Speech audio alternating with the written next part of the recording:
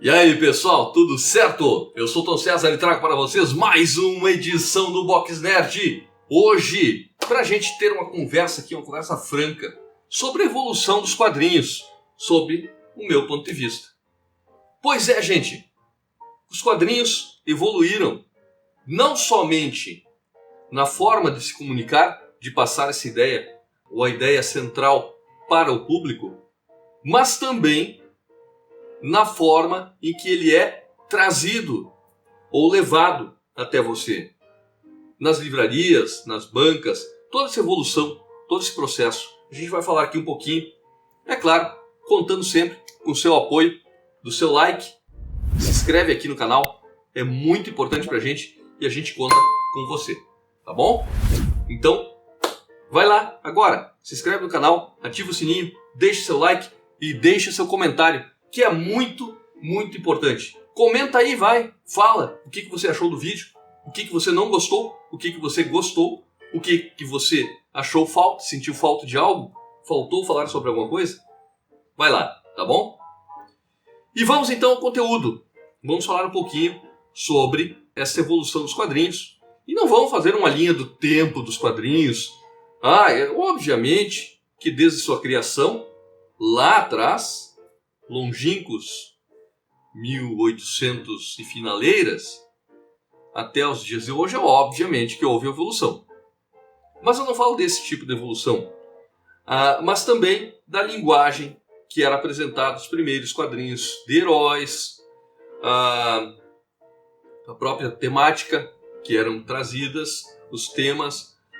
Mas os quadrinhos sempre foram um meio, um método do autor transmitir o que ele sente e também transmitir o que acontece ao redor, o que acontece na sociedade. E isso não foi diferente em diversos momentos da história.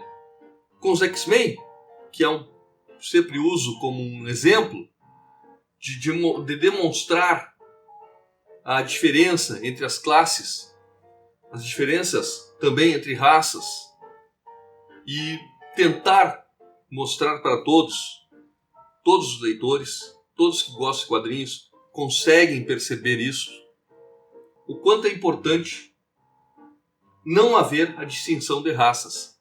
Este é o grito principal dos X-Men. E tem outras tantas publicações e tantos personagens que erguem uma determinada bandeira, seja de uma maneira ou de outra, seja apresentando escancaradamente aquilo que prega ou subliminarmente. Eu acho super importante e eu fico realmente aborrecido, entristecido, chateado quando vejo pessoas que eu sei que gostam de quadrinhos, que eu sei que leem quadrinhos e que eu sei que há muito tempo estão por aí lendo, curtindo, se emocionando com as histórias. Vejo criticarem quadrinhos com teor político. Os quadrinhos, na verdade, sempre foram políticos. Sempre. Como eu disse, alguns apresentando escancaradamente, erguendo uma bandeira, né? Outros nem tanto. Esta evolução a gente viu tanto na forma da diagramação dos quadrinhos, quanto na forma do diálogo, na apresentação do roteiro. A gente consegue perceber isso. E na política também. A forma que é apresentado, a forma que as histórias são contadas, a forma que é transmitido todo aquele conteúdo, e por vezes, muito mais entusiasmadamente por parte do autor, a gente consegue perceber.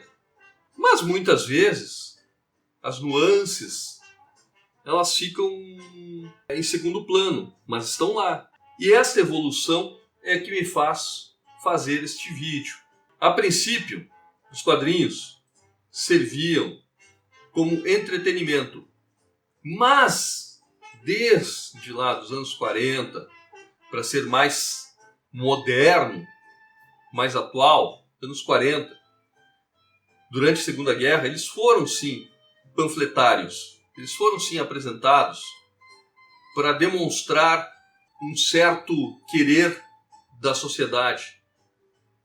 E foi assim com o Capitão América, e foi assim com outros personagens que combateram na Segunda Guerra, criados para isto, para transmitir todo o sentimento do povo, de uma nação, de alguns tantos autores que fizeram, sim, essa parte, sem dúvida alguma. Hoje em dia, fica até um pouco complicado você falar de A ou B devido a tal polarização e devido também a essas palavras que eu sinceramente não gosto de usar, esses termos, lacração. O que é afinal lacração?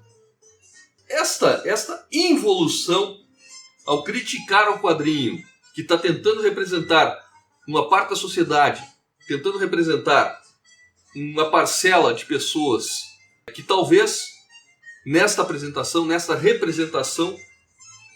elas consigam se encontrar, consigam ser introduzidas no mundo dos quadrinhos, é que eu não consigo entender o porquê deste grito tão alto de alguns quanto a um quadrinho A ou B ter uma representatividade para A ou B. Representatividade feminina é muito importante. E estamos cada vez mais tendo isso. Eu falo aqui do quadrinho da Faith. A Faith, ela representa, sim, uma heroína que ela não tem o físico das beldades das HQs, de uma Druna ou tantas outras que são apresentadas, heroínas voluptuosas. Mas ela mostra o quanto é importante demonstrar isso nos quadrinhos, a plus size, né, como é chamado. É muito importante. E representação dos quadrinhos com personagens negros, com personagens homossexuais, com personagens asiáticos, com personagens de outras raças, outras religiões, outras culturas. É tão bom expandir, é tão bom evoluir. É desta evolução dos quadrinhos que eu falo.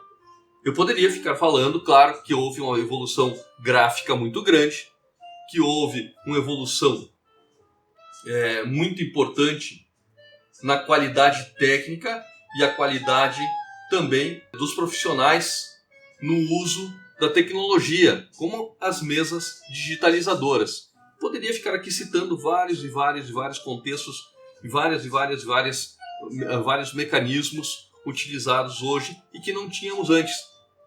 Por exemplo, um desenhista hoje tem muito, mas muito mais facilidade em trabalhar. Me desculpem aqueles que pensam ao contrário, mas o desenhista hoje tem muito mais facilidade em trabalhar do que o desenhista há 20 anos. Imagino desenhistas que trabalharam lá nos anos 60, 70, 80. Comparar com os de agora. A facilidade que o autor, o desenhista tem hoje em dia é muito mais ampla. O autor do quadrinho também, porque ele tem acesso, que antes teria acesso via enciclopédias, pesquisando, se debruçando em cima de livros para fazer um trabalho mais aprofundado. Hoje ele está com o Google, ele está com a internet, ele pode acessar museus, ele pode ver coisas que naquela época somente por livros e por uma grande pesquisa. O desenhista é a mesma coisa. Hoje, antes, eles tinham que fazer uma pasta com fotografias, um arquivo de fotografias, recortes de jornais. Ele quer exemplos, né, de pessoas em posição A ou B. Ou teriam um modelo para fazer isso, ou através de fotografias. Com a evolução, com o passar do tempo, o que aconteceu? Temos tudo isso à nossa disposição na internet. Eu falo isso como desenhista. E como alguém que passou pelos anos 80 desenhando, pelos anos 90 desenhando, pelos anos inícios da primeira década de 2000 e agora vivendo já a segunda, indo para a terceira década dos anos 2000. É muito bacana tu poder, num clique, tu ter acesso à imagem que quiser para servir como modelo, como exemplo. E fora tu poder estudar vários artistas, a forma com que eles apresentam, a dinâmica, o dinamismo gráfico das coisas. Hoje é muito mais fácil, se você quiser estudar isso, é claro. Mas, como disse antes, não é exatamente sobre isso, sobre esse tipo de evolução que eu quero falar, mas sim sobre evolução na forma de pensar dos autores, na forma de apresentar o conteúdo que eles trazem para a gente.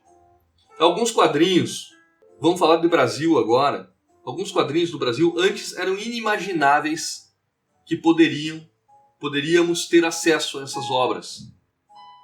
E também ninguém pensaria que poderia sim se tornar algo procurado por colecionadores. Os heróis americanos, o quadrinho americano estava muito enraizado na gente. Mesmo o underground americano não chegava com tanta força até nós. Já falei aqui sobre o terror? Sim, o terror sempre esteve presente, sempre esteve aí. Mas o quadrinho em si, autoral, como por exemplo, citar aqui Joe Sacco, jornalista, hoje ele é muito conhecido entre os quadrinistas, entre os colecionadores, entre os leitores. Mas algum tempo atrás, isso não era algo pensado. Não era algo fácil de que a gente poderia entender que um quadrinho de Joe Sacco, com os temas que ele utiliza, sejam eles de guerra, poderiam chegar até nós como sendo algo influente e como tendo sucesso entre o público, tendo consumo.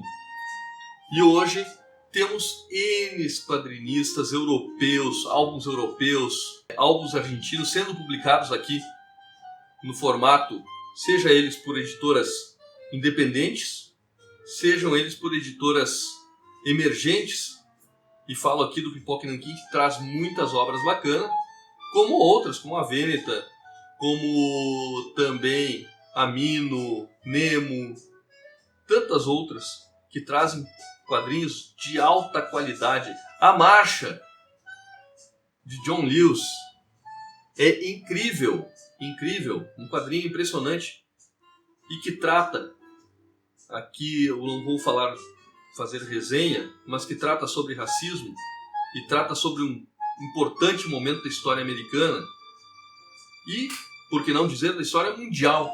É muito importante aquilo ali. Então eu acho isso, a evolução nos próprios quadrinhos de heróis também é visível. Temos discussões sobre a parte sexual, sobre a parte racial, sobre a parte dos direitos da mulher, feminismo, enfim. Tudo está muito claro, colocado. E é claro que eu sei que muita gente não gosta de expor esses temas, acha que isso aí é política que quadrinhos não casa, mas para essas pessoas, eu volto a dizer, sempre houve a política e quadrinhos, ou a política social, sempre esteve andando lado a lado com os quadrinhos. Seja ela de forma singela ou de forma muito clara, como tem sido apresentada. Esta evolução é muito mais importante do que a evolução gráfica. Mas que também houve, é claro. Hoje a gente evoluiu no Brasil, vamos falar de Brasil, a gente evoluiu do formatinho para o formato americano, para o formato luxo, e agora estamos chegando no formato ônibus, que eu, particularmente, já falei aqui, eu não imaginava que tomaria tal proporção a ponto de tantas pessoas consumirem. Eu acho que, gente, é muito importante esse debate, eu acho muito importante que vocês deem sua contribuição aqui no canal, deixando seu comentário sobre esse assunto. É muito legal haver um debate, claro, dentro da normalidade, né? Dentro de um respeito. É importante sim, acho que todos estão convidados a depois comentarem aí embaixo. Acho que é bem importante a gente falar sobre esse tema, sobre essa evolução política social nos quadrinhos. Apresentem aí exemplos de quadrinhos sociais, com políticas sociais. E eu digo assim, quem acha que o Watchmen é uma obra sensacional, como eu, e tem muita política ali. Eu acho que Alan Moore é um dos autores que mais utiliza isso. E utiliza muito bem. Alan Moore tem um mérito incrível nas suas histórias. Incrível. Desde Monstro do Pântano, passando por tantos outros títulos que ele já passou, e culminando, vamos dizer que o ápice da política nos quadrinhos de Alan Moore, e vocês podem discordar, é V de Vingança. Acho que é muito importante para todos os autores discutirem a política, discutirem as questões sociais. E não é lacração, não. Embora eu não dê bola para esse termo, acho que o termo nem merece ser mencionado muitas vezes como o pessoal faz de forma pejorativa. Lamento realmente que muitos que conhecem quadrinho, que gostam de quadrinhos, que leem quadrinhos há tanto tempo, não percebam a importância que é ter a parte social dos quadrinhos, a política inserida e como forma de evolução. É muito importante e temos que debater isso aí. Certo, pessoal? Bom, para um início de bate-papo, eu acho que foi válido. Acho que vocês estão convidados, como eu disse, a ir aí embaixo. Ativa o sininho. Deixe seu like. Não gostou? Fazer o quê? Dá o dislike. Aqui é totalmente democrático, totalmente aberto, um espaço para você discutir, conversar, bater um papo. E não se esqueça também do nosso grupo de WhatsApp, o Box Nerd, no WhatsApp, também aberto a discussões, a um bate-papo e também, logicamente, a vendas de quadrinhos, o pessoal que quiser lá expor quadrinhos para vender, para trocar quadrinhos, que é muito importante. E vamos adiante, né? Sempre lembrando que na semana, dois conteúdos na semana, sempre aqui no Box Nerd. Valeu, pessoal! Tamo junto, forte abraço e deixa aí seu comentário, o que achou do vídeo e fale também o que você pensa do tema, tá bom? Valeu, abraço, fui!